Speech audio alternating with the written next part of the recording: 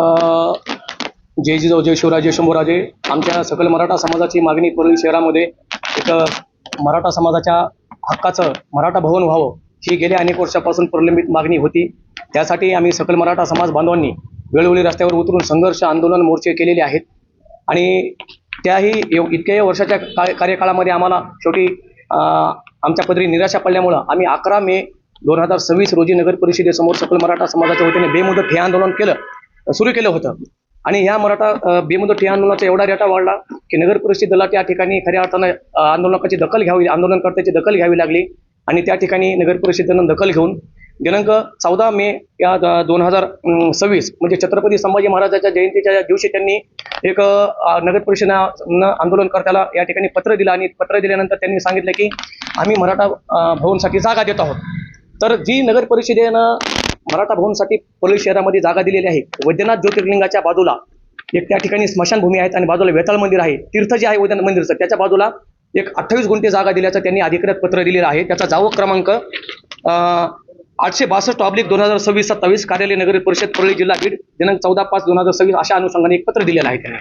तर त्या पत्रामध्ये त्यांनी सांगितलेलं आहे की आम्ही मराठा भवनसाठी 28 गुंठे जागा दिलेली आहे. पण ही बाब या ठिकाणी आंदोलनकर्ता म्हणून आणि एक कायद्याचा अभ्यासक वकील म्हणून माझ्या लक्षात आल्यानंतर मी तातडीनं सर्व कागदपत्र या ठिकाणी गोळा केले.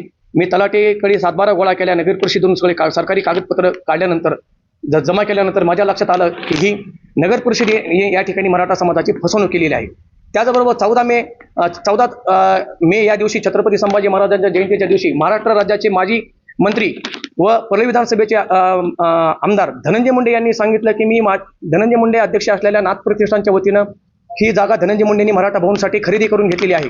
परंतु धनंजय मुंडेंनी सांगितलं की नाथ प्रतिष्ठान ही जागा विकत घेत आहे आणि मराठा समाजाला त्या ठिकाणी दान धर्म देत आहे.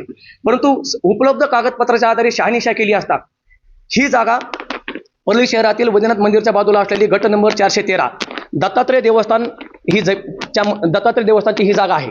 आणि ही जागा सगळ्यात महत्वाचं, ही जमीन गट नंबर 413 ही इनामी जमीन आहे, वर्ग 2ची जमीन आहे ही आणि त्याच्यात इतर हक्कामध्ये त्याचा शेरा नमूद आहे की ही जागा हस्तांतरण करता येत नाही परवानगीशिवाय. एवढी शोकांतिका असताना, एवढं ही गंभीर प्रकरण असताना महाराष्ट्र राज्याचे मुख्यमंत्री, आपल्या महाराष्ट्र राज्याचे माजी मंत्री धनंजय मुंडे यांच्या ताब्यात परळी नगर परिषद आहे, नगराध्यक्षा पद्मश्री धर्माधिकारी आहेत, ह्या दोन्ही संस्था त्यांच्या ताब्यात असताना त्यांनी सारासार मराठा समाजाची पद्धतशीरपणे फसवणूक केलेली आहे. धनंजय मुंडे आणि नगर परिषद यांनी मराठा भवनसाठी ज्या जागेचा ताबा दिला ती जागा दत्तात्रय मंदिर देवस्थानची आहे. ती जागा त्या जागेचा ताबा हा बेकायदेशीर आहे. ती जागा मराठा भवनला देता येत नाही. तर या ठिकाणी ही धनंजय मुंडे आणि नगर परिषद यांनी ही दत्तात्रय देवस्थानची बेनामी म्हणजे वर्ग 2ची जमीन ही मराठा समाजाला देऊन फसवणूक केल्यामुळं आंदोलनकर्त्यामध्ये त्यांनी फूट पाडलेली आहे. सगळ्यात महत्वाचं धनंजय मुंडे आणि नगर परिषद धनंजय मुंडे यांचे कार्यकर्ते असलेले जे की पगारी स्वरूपाचे पेड कार्यकर्ते आहेत काही, जे की मराठा आंदोलनामध्ये सहभागी होतात आणि हे तोडपाणी करून खऱ्या अर्थानं मराठा समाजाला वेठीस धरतात. असाच काहीसा प्रकार या ठिकाणी मराठा समाजातील काही फुटीर आंदोलनकर्त्यांनी या ठिकाणी केलेला आहे आणि धनंजय मुंडे या ठिकाणी त्यांनी वाहवा मिळवण्यासाठी केलेले आहे. त्यामुळं आगामी काळात लवकरात लवकर एक सकल मराठा समाज म्हणून व त्याचबरोबर सर्व मराठा समाजाचे कायदेशीर वकील बांधव म्हणून आम्ही छत्रपती संभाजी उच्च न्यायालयामध्ये, हायकोर्टामध्ये नाथ प्रतिष्ठानचे अध्यक्ष धनंजय मुंडे, नाथ प्रतिष्ठान व परळी नगर परिषद या सर्वांवरती या ठिकाणी फौजदारी गुन्हे दाखल करण्यासाठी व त्यांनी समाजाची फसवणूक केल्यामुळं त्यांच्यावर योग्य ती कायदेशीर कारवाई करण्यासाठी सकल मराठा समाजाची लवकरात राज्यव्यापी आम्ही बैठक घेणार आहोत व पुढील कारवाई आम्ही लवकरात लवकर करणार आहोत. व त्याचबरोबर मी आता लागलीच आम्ही सकल मराठा समाज बांधव या ठिकाणी अंतरवली सराटी येथे मराठा संघर्ष योद्धा मनोज जरांगे पाटलाची भेट घेऊन त्यांना या ठिकाणी ही वस्तुस्थिती सांगणार आहोत. खरं तर त्या ठिकाणी मनोज जरांगे पाटलांना त्या दिवशी काही फुटीर आंदोलनकर्त्यांनी मनोज जरांगे पाटलांची सुद्धा दिशाभूल केलेली आहे. त्यांनी अंतरवलीमध्ये जाऊन मनोज जरांगे पाटलांना सांगितलं की धनंजय मुंडे आणि नगर परिषदेने आपल्याला जागा दिलेली आहे.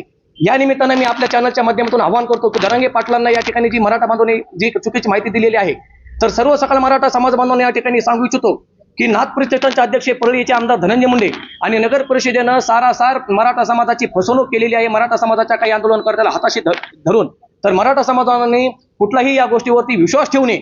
सगळे कागदपत्र माझ्यापाशी आहेत, सगळे कागदपत्र सरकारी कार्यालयामध्ये आहेत. त्याच्यामुळं नाथ प्रतिष्ठानचे अध्यक्ष धनंजय मुंडे नाथ प्रतिष्ठान व नगर परिषद यांच्यावरती या ठिकाणी लवकरात लवकर फौजदारी गुन्हे दाखल करण्यासाठी आम्ही या ठिकाणी प्रयत्न करणार आहोत. लेखी बरोबर, लेखी आक्षेप नोंदवण्यासाठी सरकारी कागदपत्र गोळा करायला थोडा वेळ लागला, कारण आता 14 तारीख झालेली आहे. तर त्याच्यासाठी मध्ये 1-2 सुट्ट्या आलेल्या आहेत. त्याच्यामुळे हे कागदपत्र तहसील कार्यालयामधून, भूमी अभिलेख कार्यालयामधून, नगर परिषद कार्यालयामधून हा सरकारी कागदपत्र गोळा करण्यासाठी थोडासा वेळ गेलेला आहे. आता लवकरच नगर परिषद असतील, महाराष्ट्र राज्याचे मुख्यमंत्री देवेंद्र फडणवीस असतील, राष्ट्रवादीचे आपल्या महाराष्ट्राचे उपमुख्यमंत्री सुनेत्रा पवार, राज्याचे उपमुख्यमंत्री एकनाथजी शिंदे व त्याचबरोबर मराठा संघर्ष योद्धा मनोज जरांगे पाटील या सर्वांना या ठिकाणी कायदेशीर पत्रव्यवहार केला जाईल आणि धनंजय मुंडे नाथ प्रतिष्ठान व नगर परिषद यांच्यावरती तात्काळ योग्य ती कायदेशीर कारवाई करण्यासाठी आम्ही छत्रपती संभाजीनगर उच्च न्यायालयामध्ये योग्य ती कायदेशीर कारवाई दाखल करणार आहोत व त्यांच्या विरोधात या ठिकाणी आंदोलन करणार आहोत.